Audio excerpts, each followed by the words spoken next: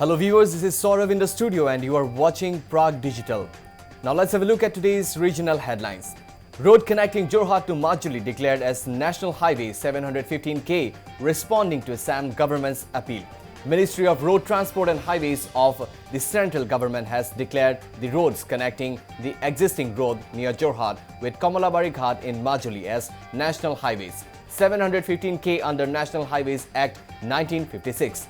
Chief Minister Sarbananda Sonowal welcomed Centre's decision to declare the new highways in the state and said that the move would expedite the development process of the River Island district. Majuli, while further bolstering the road communication infrastructure in the state. He thanked Prime Minister Narendra Modi and Union Road Transport and Highways Minister Nitin Gadkari for the step and asserted that due to the visionary leadership of Prime Minister, the development of the Northeast region has received tremendous momentum in all sectors. BJP flags vandalized in Udalguri ahead of BTC polls, with the electioneering in the Bodoland Territorial Council reaching fever pitch ahead of the polls. Things took a turn for the worse in Bhergaon in Udalguri district on Thursday, when BJP flags were vandalized allegedly by supporters of other political parties. In response to this, BJP workers who had strung up the flags in several places across Bhergaon took to the streets in protest, raising slogans hailing Assam's Chief Minister Sarbananda Sonowal and condemning the miscreants for disrespecting the BJP, which is slowly but surely becoming a force to be reckoned with in the BTC region. A BJP worker was found saying that the miscreants, most probably from the opposition team, have proved by their actions that they have already accepted their defeat, because a BJP victory is a foregone conclusion in Udalguri. Scribe from Assam embarked on a 1,000-kilometer journey on his bicycle to spread awareness on scribe's security. A 40-year-old Assam journalist has embarked on a 1,000-kilometer bicycle ride to spread awareness about the social safety and security of journalists of the state. Journalist Snehankar Chakraborty, who hails from North Assam's Bishwanath district, has started his journey at a time when a local reporter was beaten up by gamblers at Mirza on the outskirts of Guwahati, and other journalists in Tinsukia district died in a hit-and-run case. Snehankar, who is also an Assamese poet, has started his bicycle trip from his hometown Bishwanath Chariali and will cover Dholad Sadia, Tinsukia, Dibrugarh, Sibsagar and other Jorhat districts. Earlier, Snehankar had completed a 300-kilometer bicycle ride from Guwahati to Bishwanath Chariali to raise awareness on the same issue. Now let's have a look at today's national news headlines. Sebi has asked Sahara Subrata Roy to pay Rs 62,600 crore if he wishes to avoid jail term. India's markets regulator has petitioned the Supreme Court to direct tycoon Subrata Roy to pay Rs 62,600 crore immediately or cancel his payroll if he does not yield.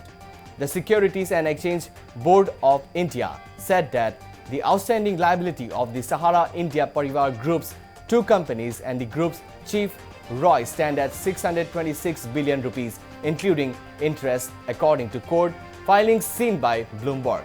Roy's liabilities have ballooned from 257 billion rupees he was ordered to pay 8 years ago.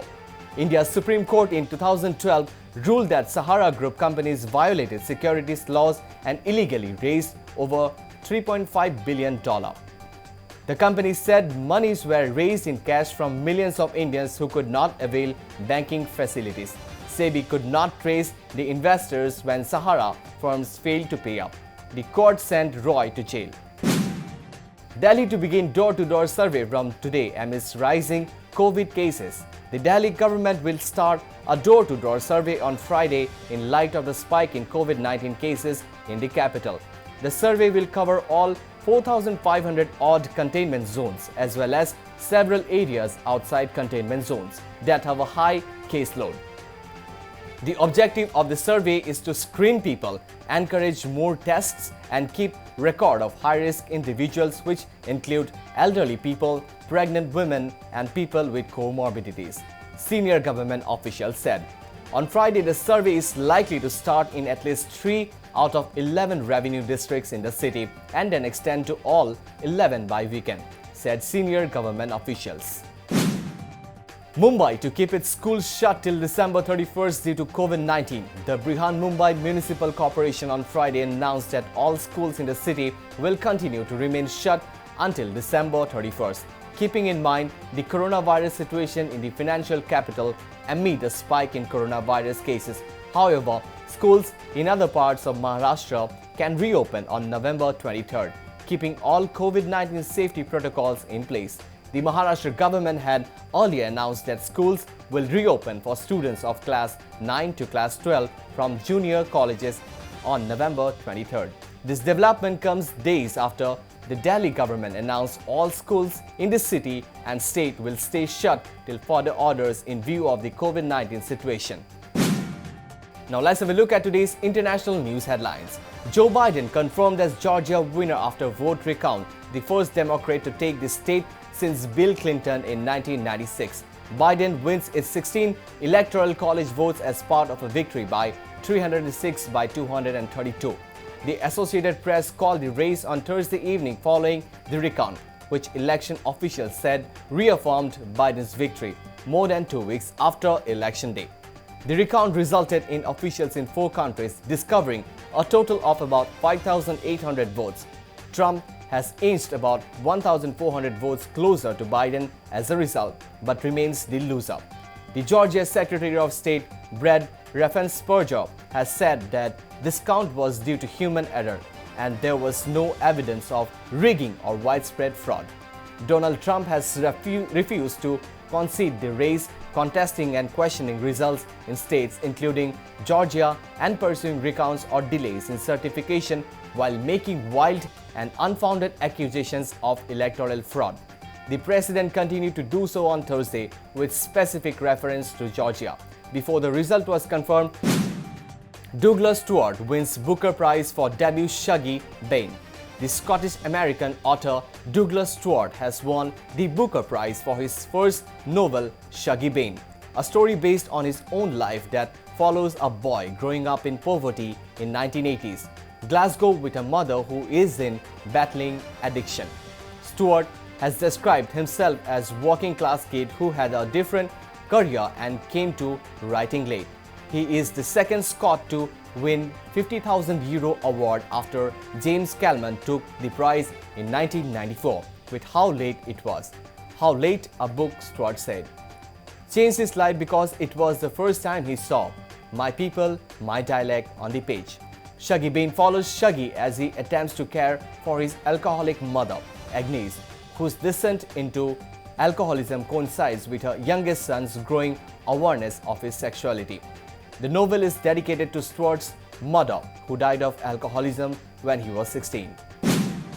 Azerbaijan enters Nagorno-Karabakh district after peace deal. Azerbaijan's army says it has entered the district of Agdam, the first of 3 to be handed back by Armenia as part of a Russian-brokered peace deal to end the fighting in the Nagorno-Karabakh region.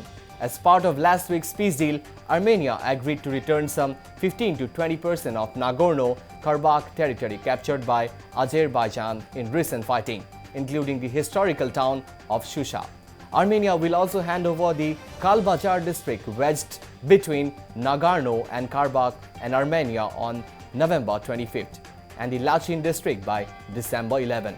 The exchange of territory was originally due to begin on Sunday, with Armenians in Kalbajar district fleeing en masse before the official deadline of Azerbaijan's takeover. Now let's have a look at today's sports news headline. 5 ISL clubs exempted by AIFF to play in upcoming 2020-21 season. All India Football Federation have exempted 5 ISL clubs who failed to get the national license for 2020-21 season to participate in national competitions this season. SC East Bengal, Odisha Football Club, Hyderabad Football Club, Kerala Blasters Football Club and Northeast United Football Club will now be able to play the 7th edition of the ISL despite failing to secure the AFC and national licenses for the 2020 and 21 season. All 5 clubs, SC East Bengal, Odisha Football Club, Hyderabad Football Club, Kerala Blasters Football Club and Northeast United Football Club, who failed to get the national license for 2020-21 season, which sought an exemption to participate in national club competitions of the 2020-21 season and have received the same from the AIFF Club Licensing Committee the earliest. Earlier, 5 ISL secured an AFC and national licenses for the 2020-21 season. A total of 19 clubs have applied for national and AFC club licenses for the 2020-21 season, out of which 8 are from I-League and 11 are from ISL. ICC introduces minimum age policy for players to play international cricket.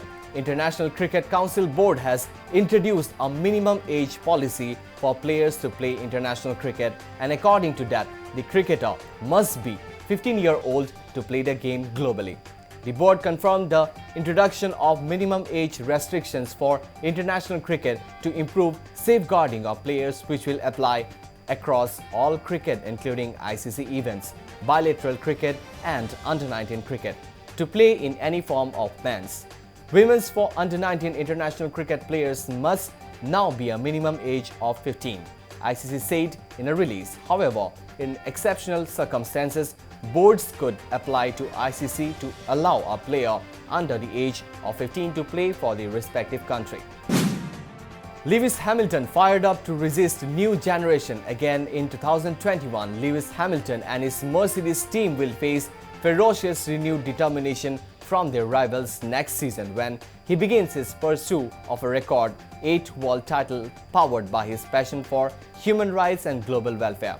After a dismal season that has seen them fail to register a win, Formula One's most famous team, Ferrari, will invest heavily in bouncing back, while Red Bull, who have been closest to matching Mercedes, seek more consistency and speed to close the gap. For the newly crowned 7-time champion, it will mean another virile challenge for his crown from the new generation of drivers led by Max Verstappen and Charles Leclerc as they beat to match his relentless excellence and speed. On Sunday, both younger men fell prey to their relative youth and made mistakes, while Hamilton, making full use of his experience and maturity, produced a flawless drive to a remarkable triumph that had seemed unlikely beforehand. Hamilton's old rival and friend, 4-time champion Sebastian Vettel, may also emerge as a threat with his new team, Aston Martin, if the potential shows this year by the former Racing Point outfit can be realized. Sergio Perez, who is due to relinquish his seat to Vettel next month, finished second ahead of his Ferrari on Sunday. That's all from today's news headlines. Thank you for watching Prag Digital.